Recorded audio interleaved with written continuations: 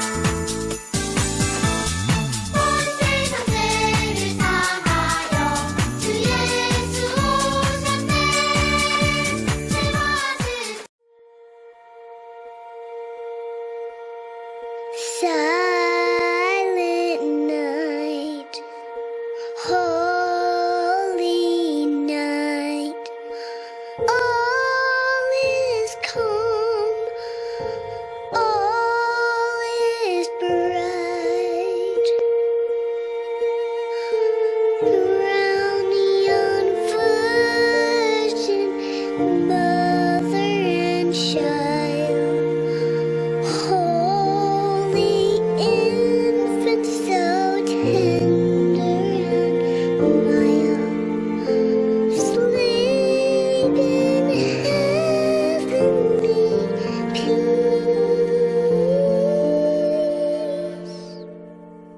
Sleep in heavenly peace.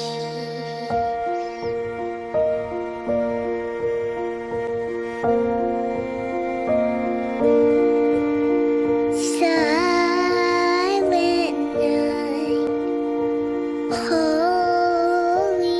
night, shepherds quake at the sight, glory stream from heaven afar, heavenly hosts sing Alleluia,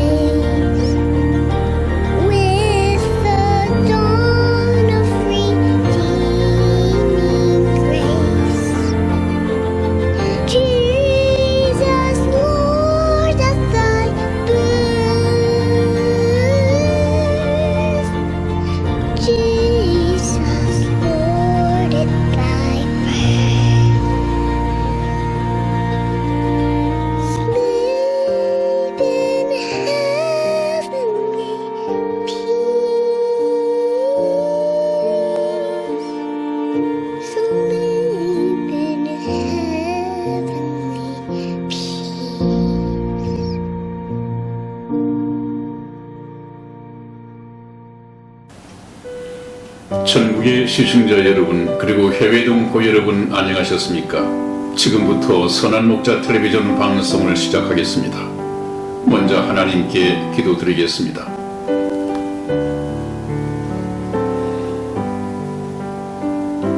천사가 이르되 무서워 말라. 보라, 내가 온 백성에게 미칠 큰 기쁨의 좋은 소식을 너희에게 전하노라.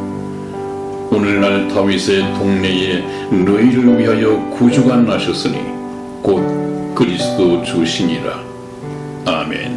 아멘. 우리를 사랑하시는 자비로우신 하나님 아버지, 오늘도 주님께서 사랑하셔서 불러주신 선한 목자 텔레비전 시청자 여러분들과 하나님의 말씀을 배울 수 있도록 귀한 시간 허락하시니 감사합니다. 아멘.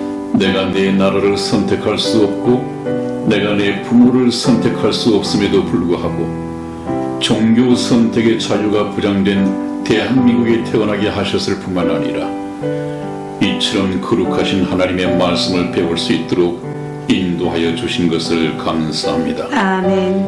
이번 기회에 우리 모두로 하여금 하나님 안에 감추어진 신령한 비밀을 깨달을 수 있도록 하나님의 진리 가운데로 인도해 주시고 하나님과 올바른 관계를 맺음으로 영원한 생명을 얻을 수 있도록 능력과 자비를 베풀어 주시옵소서. 아멘. 그리하여 우리 가운데 한 사람도 그 영혼이 이루어지지 않도록 자비와 능력을 베풀어 주시옵소서. 아멘. 믿사옵고 감사하오며 우리 주 예수님의 이름으로 기도하였습니다. 아멘. 아멘.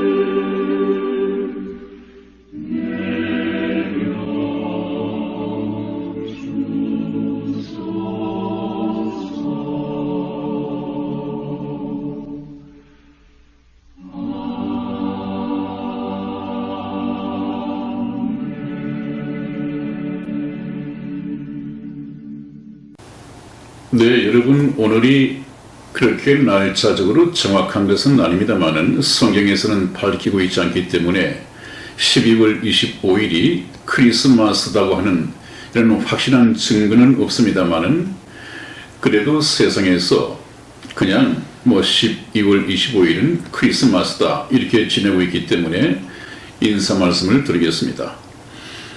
크리스마스를 지내시면서 여러분들 이 크리스마스는 어떤 의미를 가지고 있고 크리스마스는 예수님께서 이 세상에 태어나셨다기보다는 여자의 몸을 빌려서 하늘에 계신 하나님께서 이 세상에 강림하셨다 하는 표현이 더 맞을 것입니다.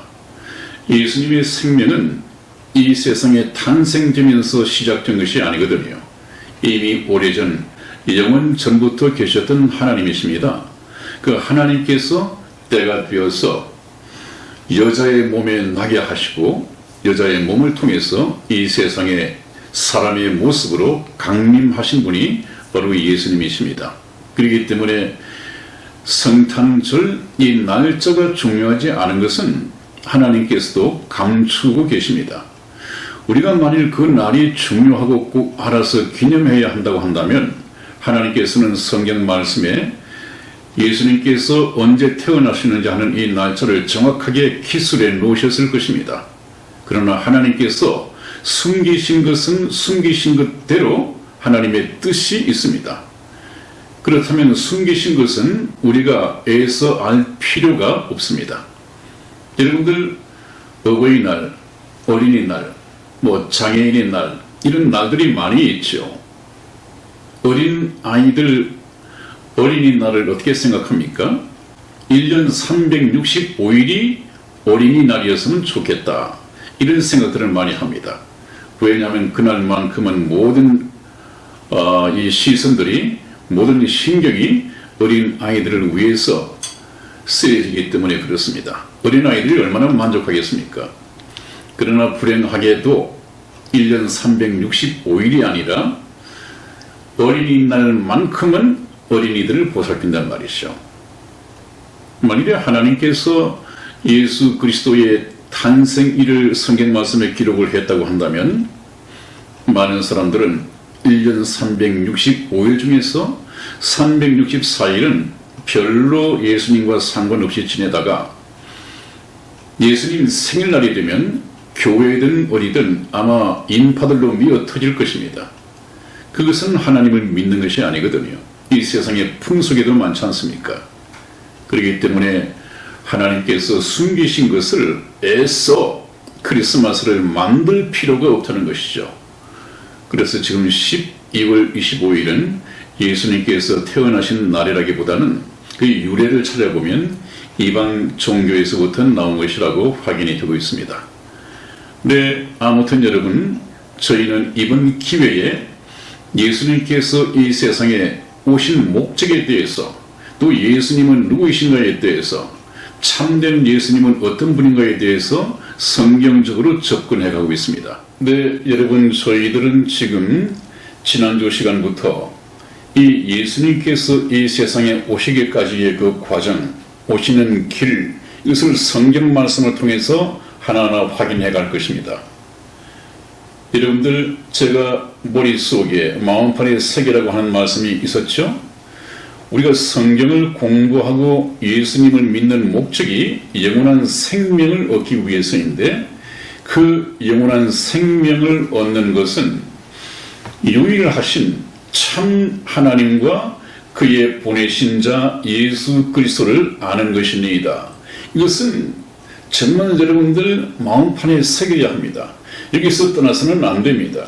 그래서 내가 믿는 예수가, 또 옆에서 가르치는 그 예수가 정말로 영원한 생명을 가져다주는 생명의 주님인지 이것을 항상 알아야 됩니다. 제가 누누이 말씀을 들었습니다마는 제일 불쌍한 사람이 평생 동안 예수를 믿는답시고 주일에 가족 여행 한번 못 가고 주일 예배를 지킨다고 지키고 또 힘들여서 번 돈 11조 갖다 바치고 또 시간 내서 봉사하고 그러면서 자기는 예수를 믿는다고 믿고 천국 갈 것이라고 믿었는데 그렇지 못한다고 한다면, 평생 예수님을 믿고도 천국을 가지 못한다면 그 얼마나 억울하겠습니까? 근데 그런 경우가 허다합니다. 생각보다 엄청 많이 있단 말이죠. 예수님께서도 나더러 주여 주여 하는 자마다 다 천국에 들어갈 것이 아니요 그날에 많은 사람이 내게 이르러 그랬습니다. 천국에 들어갈 사람은 적다고 하신 예수님께서 많은 사람이 나더러 주여 주여 하겠지만은 그런다고 해서 다 천국에 들어갈 것이 아니다, 그렇게 말씀을 했습니다. 여러분들은 저희 선한목자 텔레비전과 함께 예수 그리스도에 대해서 공부를 하시면서 그런 비극적인 예수님을 믿고도 지옥으로 가는 이런 망령된 일이 없도록 성경 말씀을 확인해 가면서 유일하신 참 하나님과 그분께서 보내신 자 예수 그리스도를 받으긴 하여 그분을 구세주로 모시고 자기 인생의 주님으로 모시는, 영접하는 그런 복된 일이 있어야겠습니다. 여러분, 오늘은 세 번째로 예수님께서 베들레헴에서 태어나실 것이다 그랬습니다. 베들레헴이란 말의 뜻은 떡집, 빵집 그런 뜻입니다. 생명의 떡이신 예수님께서 떡집인 베들레헴에서 태어나신다고 하는 것은 전혀 이상할 것이 없습니다. 얼마나 걸맞는 말입니까? 그래서 예수님께서는 베들레헴에서 태어나셔야 했고 베들레헴에서 태어나셨습니다. 근데 예수님께서 베들레헴에서 태어나시기 위해서는 하나님의 섭리가 필요했죠. 왜냐하면 예수님께서는 갈릴리 나사렛에서 사시던 분이란 말이에요. 그런데 나사렛에서 나올 뻔했는데 성경 말씀에는 메시아는 베들레헴에서 태어나셔야 된다고 되어 있거든요. 그렇기 때문에 하나님께서 정치적으로 어떤 섭리를 하셨느냐. 그 당시 가이사 아구스도를 통해서 로마의 아구스도 황제를 통해서 천하를 다 호적하라는 호적 명령을 내렸습니다. 그렇기 때문에 이 요셉은 바로 다윗의 가문에서 태어난 다윗의 문중의 사람이기 때문에 그 고향 베들레헴에 가서 호적을 등록해야 되었습니다. 근데 마침 그 베가불은 잉태하여 예수 그리스도를 잉태한 그 마리아와 함께 동행을 하게 됐는데 참 하나님의 섭리는 기가 막히죠. 그래서 베들레헴에 가서 거기서 예수 그리스도를 탄생시킴으로써 성경 말씀이 그대로 이루어졌습니다. 예언과 성취, 성경 말씀을 통해서 한번 알아보겠습니다. 먼저 BC 700년 전, BC 700년 전, 그 얘기는 예수님께서 태어나시기 700년 전에 이미 예수님께서 베들레헴에서 태어나실 것이라고 하는 이 장소까지가 예언이 되어 있었단 말이에요. 한번 읽어보겠습니다. 우리 이승희 집사가 미가서 5장 2절 말씀을 읽어드리겠습니다. 베들레헴 에브라다야, 너는 유다 족속 중에 작을지라도 이스라엘을 다스릴 자가 내게서 내게로 나올 것이라. 그의 근본은 상고의 태초이니라. 아멘. 그렇습니다. 베들레헴 에브라다야 너는 했는데 이 베들레헴을 좀 문법상으로 의인화, 사람인 것처럼 이렇게 문학적으로 표현을 했죠. 너는 유다 족속 중에 작을지라도 이스라엘을 다스릴 자, 이스라엘의 왕이죠. 그래서 저와 여러분들이 찬송가를 부를 때 이스라엘 왕이 나셨네 그렇게 부르잖아요. 차칭 유대의 왕이다 해서 죄목으로 예수님을 십자가에 매달았는데 그분은 차칭 유대의 왕이 아니라 이 세상이 몰라서 그렇지 그분은 이스라엘을 다스릴 자, 이스라엘의 왕이었습니다. 세상 사람들은 유대의 왕으로 오신 예수 그리스도를 왕으로 볼 수 있는 눈이 감기워져 있었습니다. 이것이 이제 믿음의 눈으로 열리면 이 영 아니라고 그러지? 영의 눈을 가지면 아, 그분은 차칭 유대의 왕이 아니라 정말 유대의 왕이셨구나 하는 것을 깨닫게 됩니다. 이제 진리의 눈을 뜨기 시작하죠. 그 눈을 뜨기 위해서 저와 여러분들이 성경 말씀을 가지고 공부를 해가고 있습니다. 자, 그래서 이스라엘을 다스릴 자, 그 유대의 왕이 내게서 베들레헴에서 내게로 나올 것이라. 그런데 그분의 근본은 상고의 태초이니라. 이 말씀이 굉장히 중요합니다. 예수님이 지금부터 2000년 전에 이 세상에 태어나셨지만은 아까 말씀드렸죠? 태어나셨지만은 이분이 그때 생명이 시작된 것이 아니라 여자의 몸을 빌려서 영원하신 하나님이 이 세상에 강림하셨다는 얘기지 성탄절이라고 하는 것은 예수님은 여자의 몸을 빌려서 출생함으로써 생명이 시작된 것이 아니라 그분은 이미 태초에 상고에 천지 만물이 지어지기 전에 이미 영원전에 계셨단 말이에요. 그것을 지금 말씀하고 계십니다. 그래서 예수님이 누구인가에 대해서 하는 것은 나중에 또 공부할 때 그의 근본은 상고의 태초이니라 보충 설명드릴 때가 곧 있습니다. 그때 말씀을 드리죠. 자, 이 말씀이 예수님 오시기 700년 전에 기록된 이 예언의 말씀이 예수님께서 이 세상에 태어나심으로 어떻게 성취되었는가 하는 것을 제가 마태복음 2장 4절에서 6절까지의 말씀을 통해서 말씀드리겠습니다. 왕이, 이것은 헤롯 왕입니다. 당시 로마의 헤롯 왕입니다. 왕이 모든 대제사장과 백성의 서기관들을 모아 그리스도가 어디서 나겠느냐 물으니 가로되 유대 베들레헴이오니 이는 선지자로 이렇게 기록된 바 또 유대 땅 베들레헴아 너는 유대 고을 중에 가장 작지 아니하도다. 네게서 한 다스리는 자가 나와서 내 백성 이스라엘의 목자가 되리라 하였음이니이다. 이렇게 기록이 되어 있단 말이에요. 이것이 무슨 말이냐 하면 예수님이 이 세상에 태어나실 때 유대 왕으로 태어나신다고 이렇게 하니까 유대를 통치하고 있던 이 로마의 헤롯 왕이 굉장히 긴장했습니다. 그래서 한 나라에 두 왕이 있을 수 없다. 지가 죽든 내가 죽든 둘 중에 하나가 죽어야 한다. 그래서 굉장히 겁을 집어먹었죠. 이 왕이 보통 왕이 아니거든요. 자기의 자리를 위협하고도 남는 그런 예언된 왕이었단 말이죠.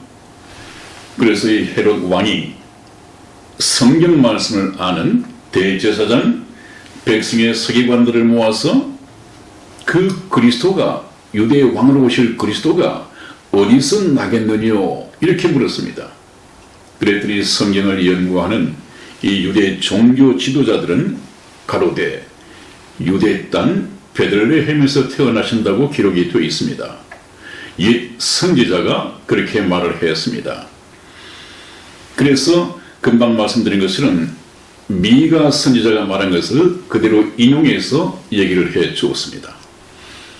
예수님께서는 이 세상에 태어나시기 700년 전에 예언된 베들레헴 땅에서 700년 후에 그대로 태어났습니다. 여러분, 우리가 이것을 하나하나 확인해 갈 때마다 예수님은 육체로 오신 외모로는 가난한 목수의 아들로 태어난 흠모할 만한 아름다운 것이 없는 그 예수는 보통 사람이 아니구나. 지금까지 공부한 것만 가지고도 우리는 충분히 하나님께서 보내실 예수 그리스도 이 메시아가 어떤 분인지를 알겠다 하는 이런 분도 계실 것입니다. 여러분, 어떤 보통 사람이 자기가 태어나기 1500년 전부터 이렇게 여자의 후손으로 올 것이다. 그것도 동정녀 처녀에게서 태어날 것이다. 베들레헴에서 태어날 것이다. 이런 것이 어떻게 예언되어지고 예언된 그대로 이 세상에 오게 되겠습니까? 이분은 벌써 보통 분이 아니죠. 하나님께서 전지전능하신 하나님께서 보내시기로 약속한 그 메시아가 지금 이 세상에 오시고 계십니다. 그 오시는 과정을 미리 예언을 통해서 하나님께서 말씀을 해주셨습니다. 우리는 계속해서 예수 그리스도의 오시는 이 과정을 통해서 예수 그리스도는 보통 분이 아니시다.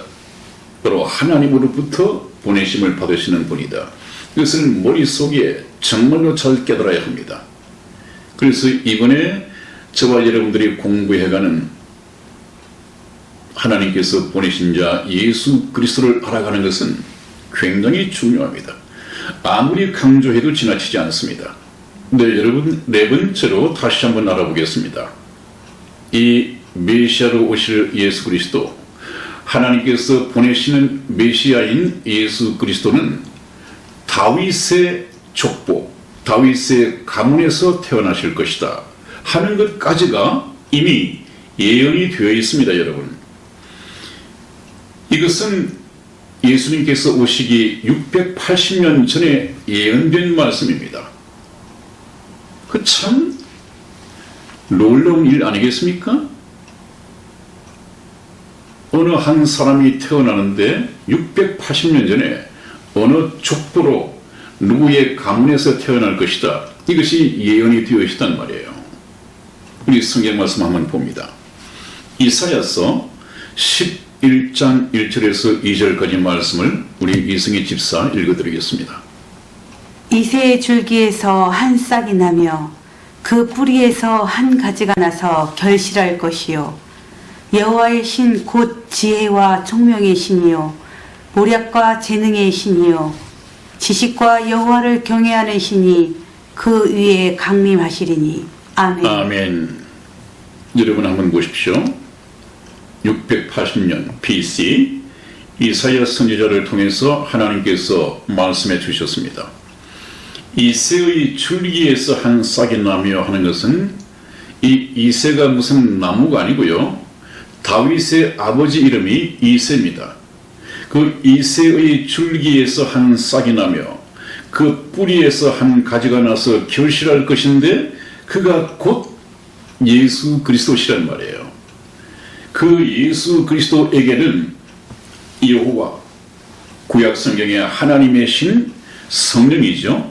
다시 말하면 지혜와 하나님의 지혜와 하나님의 총명과 하나님의 모략과 하나님의 재능의 신이 그리고 지식과 여호와를 경외하는 신이 그 예수 그리스도 위에 강림하신단 말이죠. 그러므로 예수님이 이 세상에 육체로 오신다 하더라도 그분께는 하나님의 모든 것이 다 충만해 있단 말이에요. 하나님으로 충만해 계시단 말이에요. 그것은 무엇입니까? 육체로 가지만 그 예수 그리스도는 바로 하나님이시다. 그것을 증거하고 있는 것입니다. 그런데 이 하나님이 다윗의 가문을 통해서 이 세상에 태어나게 될 것이다. 그것이 어떻게 성취되었느냐? 마태복음 1장 1절을 보면 예수님의 족보가 나와 있습니다. 거기에 아브라함과 다윗의 자손 예수 그리스도의 세계라 그렇게 되어 있죠. 이 세계란 말은 바로 족보라는 얘기입니다. 족보. 이 족보는 마태복음에 뿐만 아니라 누가복음 3장에도 기록이 되어 있습니다. 그런데 좀 차이점이 있죠. 마태복음에서는 아브라함으로부터 시작해서 쭉 누구를 낳고 누구를 낳고 내려오는 족보입니다. 근데 첫 출발이 아브라함이 되어 있습니다. 아브라함은 이스라엘 백성들의 근본 조상이죠. 마태복음은 유대인들을 위해서 기록되어진 성경 말씀이기 때문에 굳이 아브라함의 이상의 족보를 필요가 없습니다. 아브라함에서부터 시작하면 됩니다. 왜 그렇습니까? 이스라엘은 이미 아브라함이 자기들의 근본 조상이라는 것을 신앙으로 잘 믿고 있습니다. 그렇기 때문에 아브라함으로부터 시작을 해도 되거든요. 그런데 누가복음의 3장에 나오는 이 성경 말씀은 예수님으로부터 쭉 거슬러 올라가는 족보가 되어 있는데 이 족보는 아브라함에서 그치지 않습니다. 아담까지 올라갔다가 아담 그 이상은 하나님이요 해서 바로 아담을 지어 만드신 근본 조상 하나님까지가 족보에 나와 있습니다. 이 누가복음은 왜 그렇습니까? 누가복음은 하나님을 모르는 이방인들을 위해서 기록된 성경 말씀이기 때문에 그렇습니다. 이방인들에게는 그렇게 해서 아브라함을 올라가서 아담까지 거슬러 올라가서 아브라함을 지어 만드신 분은 하나님이시다. 그래서 하나님께서 아담을 지어 만드시고 아담의 계보를 쭉 이어놓았습니다. 그래서 예수 그리스도까지 언급을 하죠. 왜 예수 그리스도까지만 나와 있습니까? 저와 여러분들은 예수 그리스도의 자손이 족보로 기록이 되어야 합니다. 예수 그리스도께서 나를 낳으셨다. 그래서 나는 하나님의 자녀이다. 또 여러분들이 또 다른 사람을 전도해서 나오면 예수님께서 누구를 낳고 누구는 또 누구를 낳고 이 성경 말씀이 계속해서 기록된다고 한다면 그런 형식을 빌리겠죠. 성경 말씀은 마감이 되어 있지만 하나님께서는 그렇게 계산을 하고 계십니다. 예수님께서 우리 이성의 집사를 낳고 이성의 집사는 또 누구를 낳고 또 누구는 누구를 낳고 그렇게 기록이 된단 말이죠. 여러분들 전도하십시오. 예수님께서는 한 사람의 영혼을 천하보다도 귀중하게 여긴다고 했는데 만일 11조 하실 능력이 없으십니까? 그거 피곤하지 마시고요. 기죽지 마시고요. 하나님을 기쁘시게 하려면 한 사람의 영혼을 전도해서 하나님께 드리십시오. 바치십시오. 11조 몇백만 원, 몇천만 원이 아니라 한 사람의 영혼을 천하보다도 귀하게 여기시는 하나님이십니다. 우리가 이제 그런 하나님의 뜻을 잘 알아야겠죠. 그래서 아브라함과 다윗의 자손 예수 그리스도의 세계라, 족보라 해서 이 족보가 다윗의 족보로 오신다는 것으로 확정이 되어 있습니다. 그대로 이루어졌습니다, 여러분. 참 놀랍죠? 또 한 번 봅니다. 이제 예수님께서 이 세상에 태어나실 때 유아, 이 젖먹이 어린 아이들의 대학살이 있게 될 것이다 하는 것이 성경 말씀에 예언이 되어 있었습니다. 이미 600년 전에 예수님 태어나시기 600년 전에 예언이 되어 있었습니다. 한번 먼저 예언의 말씀을 보시죠. 예레미야서 31장 15절 말씀을 우리 이승희 집사 읽어드리겠습니다. 나 여호와가 이같이 말하노라. 남아에서 슬퍼하며 통곡하는 소리가 들리니 라헬이 그 자식을 위하여 애곡하는 것이라. 그가 자식이 없으므로 위로받기를 거절하는도다. 아멘. 네, 예레미야 선지자가 기록한 말씀인데요. 라마에서 슬퍼하며 통곡하는 소리가 들리니 라헬이 그 자식을 위하여 애곡하는 것이라고 그랬습니다. 이것은 지금 BC 586년에 남쪽 유다 왕국이 바벨론의 포로로 잡혀갈 때 얘기죠. 그것을 보고 라헬이 슬퍼했다고 그러는데 오늘 여기서 중요한 말씀은 다른 것이 있는 것이 아니라 라헬이 포로로 잡혀가는 이 후예들, 후손들을 보고 어머니로서 눈물을 흘릴 수밖에 없었다 하는 그런 의미로 쉽게 받아들이면 되겠습니다. 라헬은 그 아브라함, 이삭, 야곱, 이 야곱의 아내죠. 야곱의 아내. 이 야곱의 아내는 바로 이스라엘 조상의 어머니 격입니다. 왜 그러냐 하면 하나님께서는 나는 아브라함의 하나님, 이삭의 하나님, 야곱의 하나님이다라고 했습니다. 그래서 아브라함의 후손만 가지고는 안 됩니다. 정통적인 하나님의 백성은 말이죠. 아브라함의 자손이어야 하고 또 이삭의 자손이어야 하고 야곱의 자손이어야만이 바로 정통 이스라엘이 됩니다. 그래서 이 야곱의 12아들이 이스라엘의 12지파가 되어 있죠. 그렇기 때문에 바로 이 유다 정통 유대인이라고 하는 것은 야곱의 족속이어야 합니다. 그런데 이 야곱의 아내가 라헬이었단 말이죠. 그래서 그 야곱의 아내 라헬이 그때 살아있는 때는 아니지만 훨씬 오래전 얘기지만 BC 586년에 포로로 잡혀갈 때 어머니로서 눈물을 감추고 울었다 그 말입니다. 그런 비극이, 그런 일들이 다시 일어날 텐데 예수님이 태어나실 때 그것이 바로 언급이 되어 있습니다. 인용이 되어 있습니다. 마태복음 2장 16절에서 18절까지 말씀을 제가 읽어드리겠습니다. 마태복음 2장 16절에서 18절까지 말씀을 제가 읽어드리겠습니다.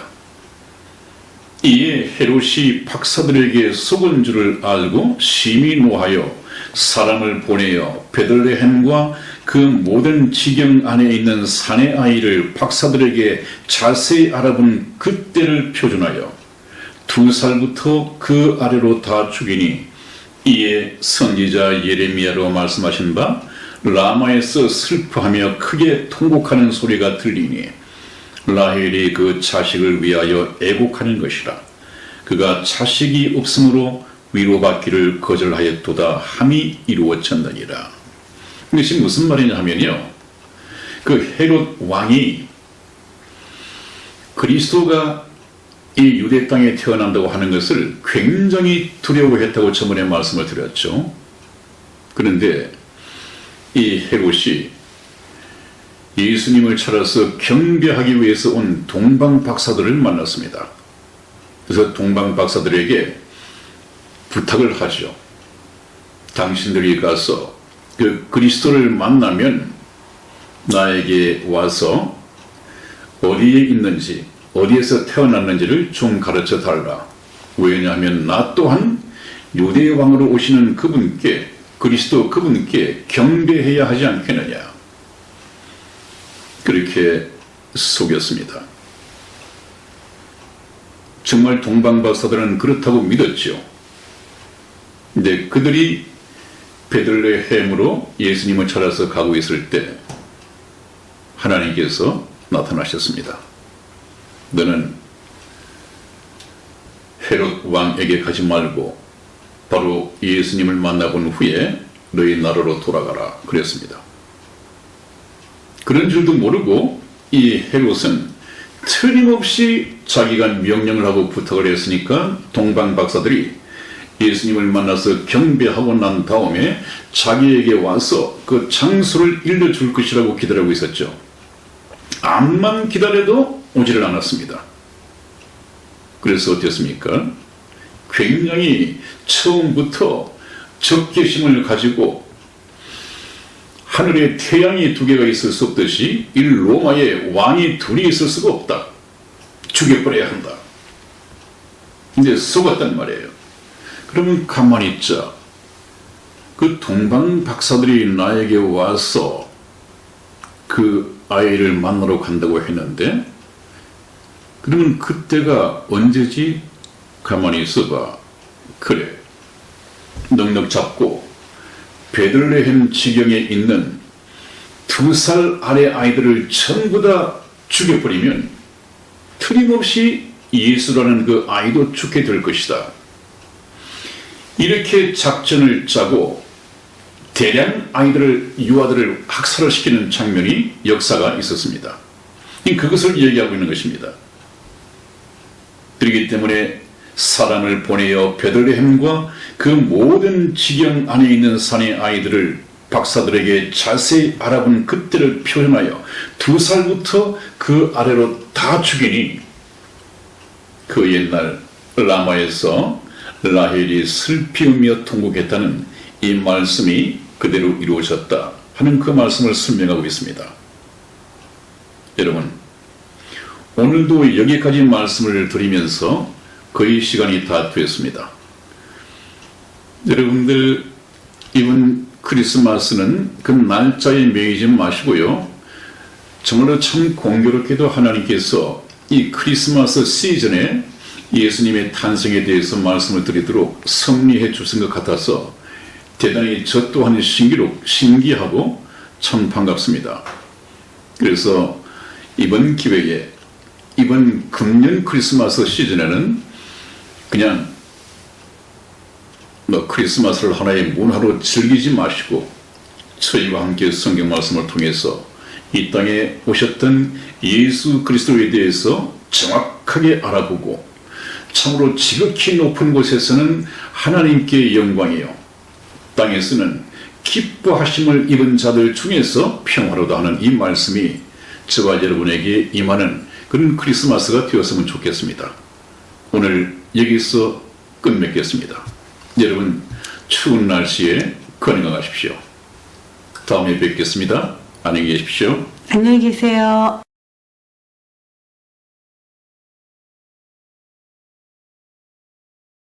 오늘 태극기를 드신 분들 그리고 성조기를 드신 분들 많이 오셨습니다. 여러분들이 듣고자 하시는 정말로 진솔하신 하나님의 말씀이 지금 선포되겠습니다. 이분은 어디서 오셨냐면 저 멀리 논산에서 오셨습니다.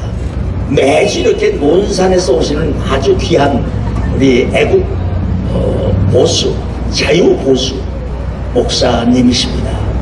선한 목자 TV의 우리 최창란 목사님이십니다. 박수로 환영해 주시면 고맙겠습니다. 감사합니다. 네, 오늘도 변함없이 하나님을 사랑하시고 하나님께서 사랑하시는 애국 성도 여러분, 이 추운 날씨에 아스팔트 위에서 만나게 되어서 좀 죄송스럽기도 하고 반갑기도 합니다. 대단히 감사합니다. 여러분의 애국심에 깊은 존경을 표현하지 않습니다. 여러분, 제가 이 자리에 섰을 때부터 대한민국은 하나님께서 직접 통치하심으로 통일된 자유대한민국을 저와 여러분들에게 선물로 주실 것이다, 이렇게 말씀을 드렸습니다. 그것은 성경 말씀을 토대로 한 하나님의 뜻을 읽어낸 결과가 그렇습니다. 하나님께서는 한번 뜻을 세우시면 그 어떤 그 누구의 세력에도 전혀 방해를 받지 않습니다. 사단의 방해도 받지 않습니다. 왜냐하면 저와 여러분들의 하나님은 전지전능하신 하나님이기 때문에 사탄도 방해를 할 수가 없습니다. 사단도 하나님께서 허락하시는 범위 내에서만 할 수가 있습니다. 그래서 제가 다시 오늘 말씀을 드리고 싶은 것은, 크리스마스를 앞두고 다시 말씀을 드리고 싶은 것은, 하나님의 뜻은 예나 지금이나 변함없이 저와 여러분들에게 통일된 자유대한민국을 수립해서 선물로 주시는 것이다. 그 날이 그렇게 멀지 않은 것 같습니다, 여러분. 얼마 전까지 제가 그런 날이 올 것이다, 이렇게 말씀을 드렸는데, 반면에 우리 한국의 우파 유튜브에서는 상당히 위기 상태에서 말씀을 했고 단식이 갈려 있었고 상당히 어둡다, 이렇게 전망을 내놓았었는데, 요즘 어떻습니까? 상당히 논평이 바뀌고 있습니다. 방송의 제목이 바뀌고 있습니다. 여러분, 틀림없이 우리 문재인과 종북 주사파 일당에게 비약인 참 낙원과 같은 이 대한민국이, 이 조국 강토가 봄이 오고 있습니다. 머지않아서 봄을 맞게 될 것입니다. 아까 우리 애국 목사님의 아이콘격인 신석을 목사님께서 피를 토하는 기도와 눈물로서 하나님께 간구를 들었습니다마는 어찌 신석을 목사님뿐이겠습니까? 여러분들의 마음은 새까맣게 타들어가고 있지 않겠습니까? 그러나 하나님께서는 이 모든 것을 알고 계십니다. 그분께서는 머지않아서 우리 신석을 목사님과 전국에 계신 애국민들의 이 눈물을 친히 씻어주시고 그분들의 탄식을 찬송으로 바꾸는 날이 곧 올 것입니다. 틀림없이 올 것입니다. 하나님께서 그렇게 말씀을 하고 계십니다. 무엇을 통해서 알 수 있느냐? 제가 지난번 주에서 말씀을 드렸습니다. 오늘은 이 목사는 트럼프 대통령 이렇게 말을 하는데, 트럼프 대통령을 하나님께서 쓰신다는 그 보장이 어디 있느냐, 표식이 뭐냐, 이렇게 물어오시는 분들을 위해서 오늘 그 말씀을 드리겠다고 했습니다. 하나님께서는 자신이 이 세상에서 하나님의 사람으로 쓰시기 위해서 구약시대에는 기름 붓는 행사가 있었습니다. 종교의식이었죠. 그러나 신약에 와서는 하나님께서 기름을 붓는 것이 아니라 무엇을 기름으로 부으시느냐 하면, 이사야서 11장에 보면 하나님께서는 예수 그리스도께서 이 땅에 오실 텐데 이 예수가 바로 그리스도이시다. 여러분들 예수 그리스도 하면 그리스도는 예수님의 성이고 예수가 이름인가 보다, 이렇게 예수 그리스도는 예수님의 풀네임이 아니라 예수는 그리스도이시다, 그 말입니다. 그 말은 무슨 말이냐? 예수는 하나님께서 기름 부으신 자이다, 그런 말입니다. 예수님께서는 왜 기름을 부으셨느냐? 이 세상에서 사단의 종노릇을 하고 있는 저와 여러분들, 이 죄인들을 죄에서 해방시키기 위해서 오신 분입니다. 그래서 인간의 구원을 위해서 하나님께서 기름을 부으셨고, 그 기름 부으심으로 말미암아 증거를 해주셨습니다. 하나님께서는 트럼프 대통령에게도 기름을 부었습니다. 무엇으로서 기름을 부었느냐? 트럼프 대통령에게 이 세상이 감당할 수 없는 솔로몬의 이 지혜를 주셨습니다. 그리고 이 세상에서 트럼프가 일을 하기 위해서 담대한 능력이 필요한데, 용기가 필요한데 다윗의 용기를 허락을 하셨습니다. 그래서 지혜와 이 용기를 가지고 트럼프 대통령에게 이 시대와 맞서 싸울 수 있도록 하나님께서는 기름 부음을 주셨습니다. 솔로몬의 지혜를 받았습니다, 여러분. 이 시간 관계상 솔로몬의 지혜는 이 재판을 통해서 나타났는데, 여러분들에게 말씀드리지 않아도 교회를 다니시기 때문에 3000년 전에 이 베풀었던 솔로몬의 재판이 오늘날에도 명재판으로 회자되는 이유가 그것입니다. 사람이 감당할 수 없는 그 지혜를 하나님께서 주셨습니다. 이러한 지혜를 오늘날 트럼프가 유감없이 발휘하고 있습니다. 그것이 뭐냐 하면, 지난 6월 12일에 미국과 북한이 싱가포르에서 정상회담을 했습니다. 그리고 난 후에 참 세상이 깜짝 놀라거나 세상이 비웃을 정도의 그런 발언을 트럼프 대통령이 했습니다. 그것이 뭐냐 하면, 내가 정상회담을 통해서 만나본 북한의 김정은 위원장은 인민을 가장 사랑하는 훌륭한 지도자이고, 또 내가 존경하고 내가 만나본 것을 영광스럽게 생각하고, 나는 김정은 위원장과 사랑에 빠졌다, 그런 말을 했습니다. 이렇게 말했을 때 세상이 얼마나 비웃었습니까?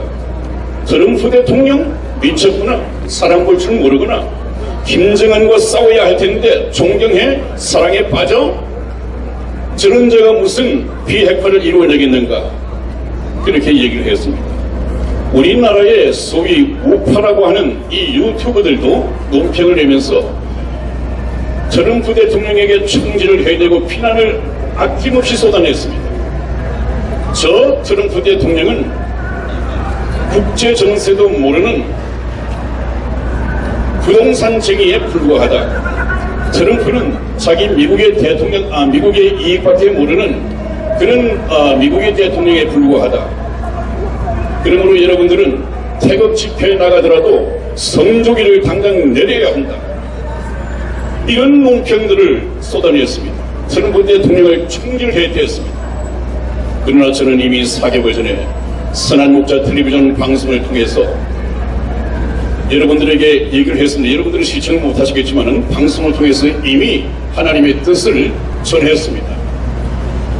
트럼프 대통령은 전략적으로 포석을 두고 유인 작전을 쓰고 함정을 파놨습니다. 그러나 그렇게 엉뚱한 말을 하고 비난을 받았지만 지금에 와서는 어땠습니까?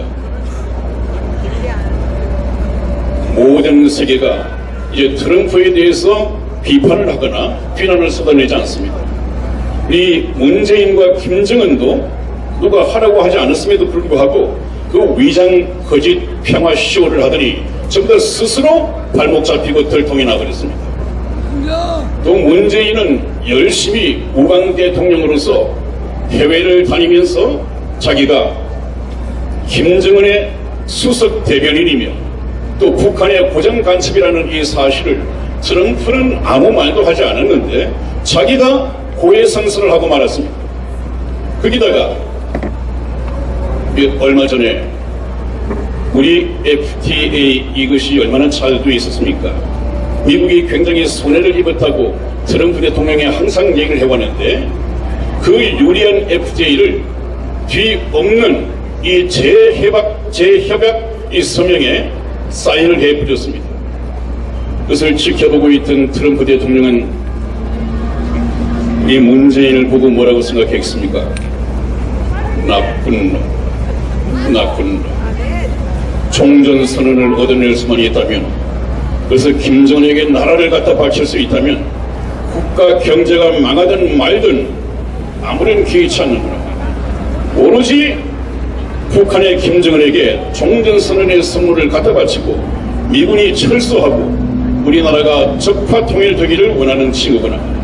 내가 보고받은 대로 고정 간첩이 틀림없구나 하는 것을 스스로 트럼프에게 고해성사를 했습니다.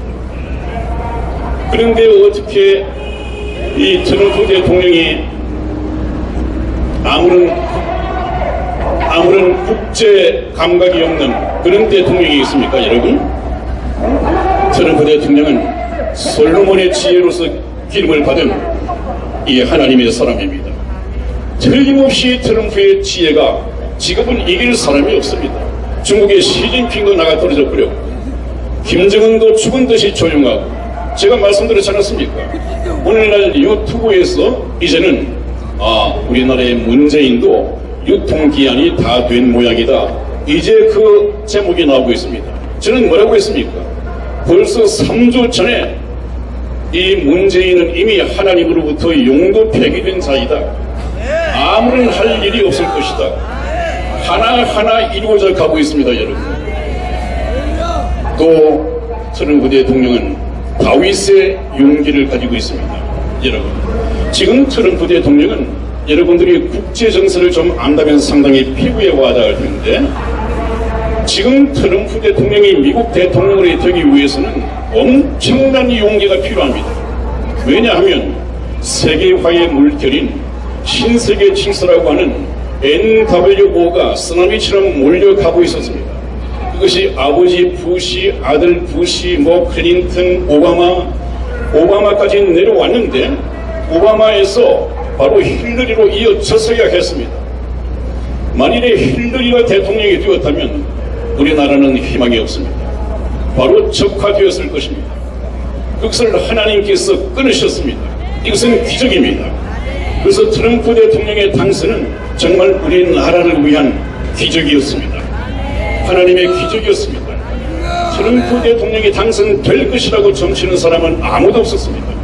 그런데 트럼프 대통령은 보란듯이 대통령이 되었고, 세계화 질서에 앞장서고 있는 비밀스러운 일루미나티와 또 프리메이슨, 이들과 맞짱서서 대결을 벌이고 있습니다. 그래서 이분이야말로 반일루미나티고 정치 세계 정부를 수립하는 그런 반역자입니다. 쉽게 말해서 그들이 볼 때는 반역자입니다. 눈에 가시죠. 그래서 트럼프 대통령이 아니면 지금으로서 반일루미나티를 반항하고 이 나라를 살릴 수 있는 용기가 나설 수 있는 사람이 없습니다. 하나님께서는 이 다윗의 용기를 트럼프에게 허락을 했습니다. 그래서 저는 전번에 문재인과 김정은이가 도저히 방법이 없으니까 프란체스코 로마 교황을 초청한다 하는 말을 했습니다. 그래서 긍정적인 답변을 얻어냈다고 했지만 저는 결코 그런 일이 없을 것이다 장담을 하고 방송에 내보냈습니다. 그 근거가 무엇이냐? 트럼프 대통령이 교황을 겁내지 않는 이 세상의 유일한 정치 지도자입니다. 굉장히 껄끄러운 사람입니다. 그런데 로마 교황이 북한에 가면 그 전에 트럼프 대통령이 선제 공격을 못할 것이다? 그렇지 않습니다. 저는 그렇게 내다봤습니다. 왜 그렇습니까? 트럼프 대통령은 아까 말씀드린 것처럼 교황을 겁내지 않는 이 세상의 유일한 국제 정치가이며 대통령입니다. 아마 트럼프 대통령이 로마 교황이 와서도 트럼프 대통령은 때린다 하면 때렸을 것입니다. 전혀 의식하지 않습니다. 그래서 여러분, 시간이 된 것 같은데 마무리를 해야겠습니다. 조금 더 걱정하지 마십시오. 이것은 우리 대한민국을 통일시키기 위한, 그래서 여러분들을 보호하기 위한 트럼프의 전략도 아니고 하나님께서 트럼프를 통해서 이끄시는 하나님의 성전입니다. 하나님께서 친히 이끄시는 이 싸움이라고 한다면, 성전이라고 한다면 그 승리는 하나님께 있습니다. 여러분, 얼마 지않아서 저와 여러분들은 탄식 대신에 찬송이 될 것이고 절망 대신에 새로운 소망이 싹트게 될 것입니다. 여러분들이 그렇게 희망하시는 박근혜 대통령이 다시 청와대로 복권하게 될 것이고 저와 여러분들의 모든 소망이 이루어질 것입니다. 하나님의 영광이 가까워져 오고 있습니다. 힘을 내시고 힘있게 태극기를 흔드시고 성도기를 흔드시는 저와 여러분이 되시기를 주님의 이름으로 축원을 드립니다. 대단히 감사합니다.